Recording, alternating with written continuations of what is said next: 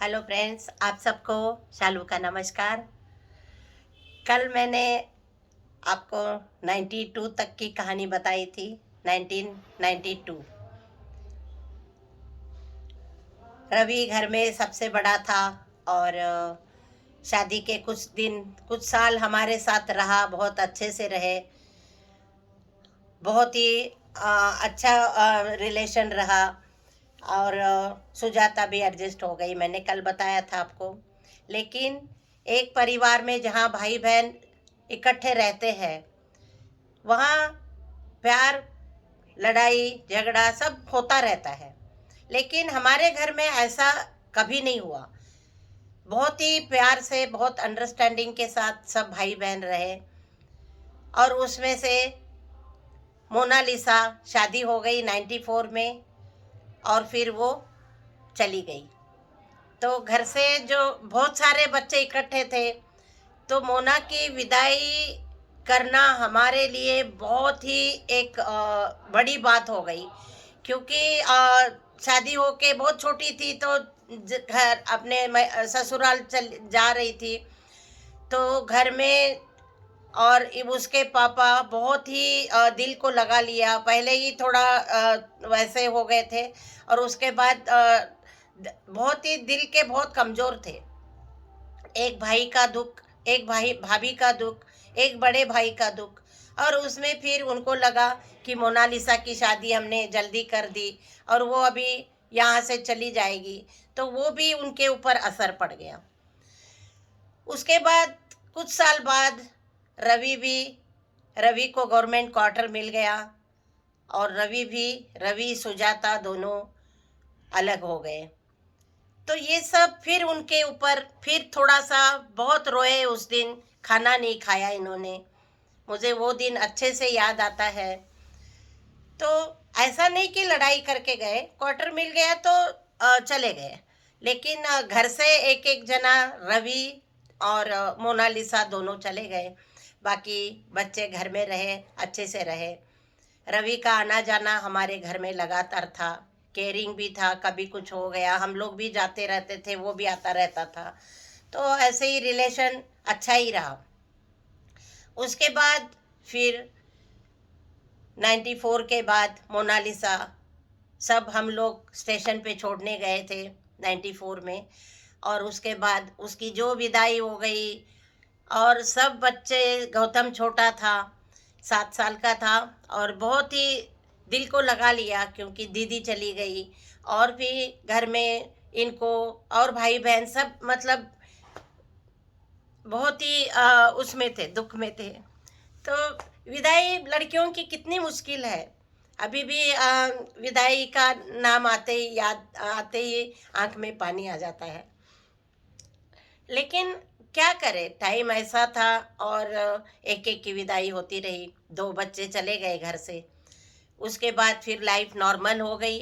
और इनको इनको थोड़ा और ज़्यादा दिमाग में वो हो गया, बहुत ज़्यादा सेंसिटिव थे। मेरे को अपना सारा दिन काम था, काम में बिजी रहती थी, खाना बनाना और ये सारे काम में मैं बिजी रहती थी। ऊपर से लोगों का आना जाना। तो लक्ष्मी थी साथ में, थोड़े दिन और भी काम करती रही। और चलता रहा, मतलब लाइफ रूटीन फिर से हम लोग धीरे धीरे, बच्चे स्कूल जाने लग गए। उसके बाद इनको जो असर पड़ गया, वो उन्होंने सफ़ेद दाढ़ी और सफ़ेद मूछें सब, मतलब पूरा सिर के सारे बाल सफ़ेद छोड़ दिए। उन्होंने डाई पहले ही करते थे, मैंने आपको बताया था।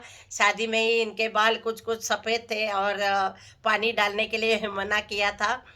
तो उसके बाद फिर वो शादी के मतलब मोना और ये रवि जाने के बाद उनको सफ़ेद दाढ़ी में देखा नहीं जा रहा था। बहुत सफ़ेद पूरा, सिर से लेके दाढ़ी पूरी सफ़ेद। तो नेचुरली जिसकी दाढ़ी और बाल सफ़ेद हो गए, वो वैसे ही इंसान और 20 साल 30 साल बड़ा लगने लग जाता है।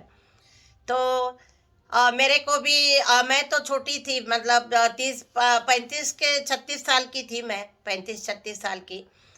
तो घर में बच्चे भी बोलते रहे, रोते रहे कि चाचा जी आप ये दाढ़ी निकालो निकालो। तो मेरे को भी कई बार बस स्टैंड में छोड़ने आते थे, तो सब लोग यही बोलते थे कि आपके पिताजी है क्या? तो मैंने बोला देखो आपको सब पिताजी बोलते हैं, आप दाढ़ी निकाल दो। बहुत मैं भी बहुत जिद की मैंने भी कि दाढ़ी में आप सही नहीं लगते हो और उम्र ज़्यादा लगती है, लेकिन उन्होंने नहीं निकाला। उसके बाद एक घटना और हो गई, कुछ दिन बाद वो कन्नड़ा स्कूल चले गए। तो करुणा को बताया कि तुम्हारे वो दादाजी बाहर आए हुए हैं। तो करुणा भी रोने लग गई। करुणा, कृपा, बेबी सब थे। तो उन्होंने बोला देखो आपको पापा नहीं बोल रहे, वो दादाजी बोल रहे हैं। अज्जा बोलते हैं कन्नड़ में। तो आपके अज्जा आए हुए हैं बाहर।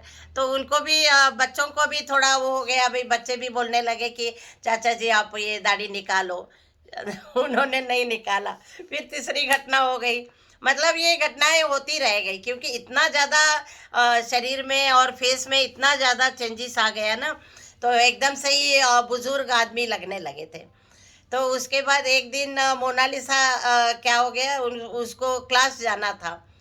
तो उनके पास कैनेटिक होंडा थी।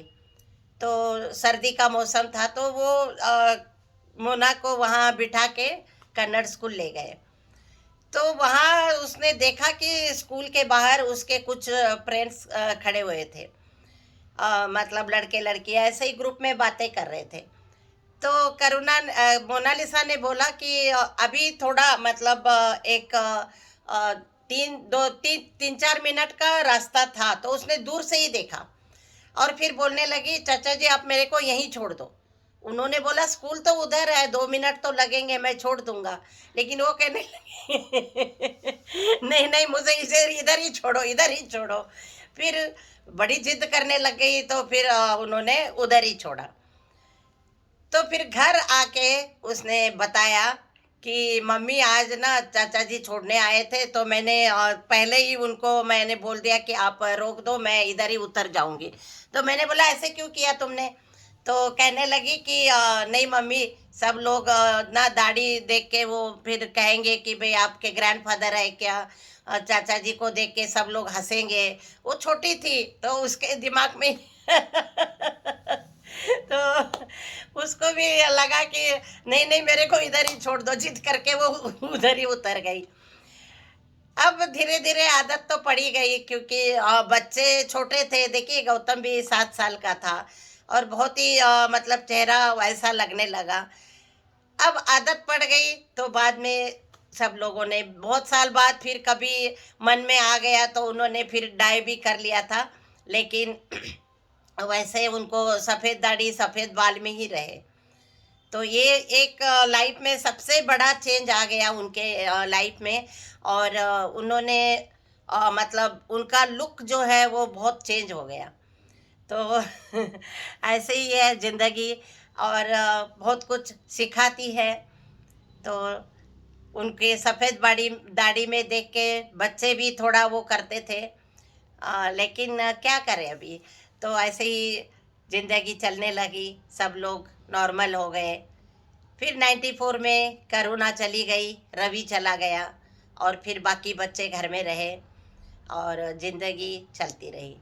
उसके बाद रवि सुजाता की हमें बहुत कमी महसूस हो गई क्योंकि अ, चाचा जी मेरे शादी से पहले ही रवि को घर में उन्होंने ला के रखा था कि भाई का लड़का है और दिल्ली में पढ़ाई लिखाई इसकी अच्छी हो जाएगी, इसको नौकरी लग जाएगी। यही सोच के वो मेरे 72 में ही उसको लेके आए थे दिल्ली।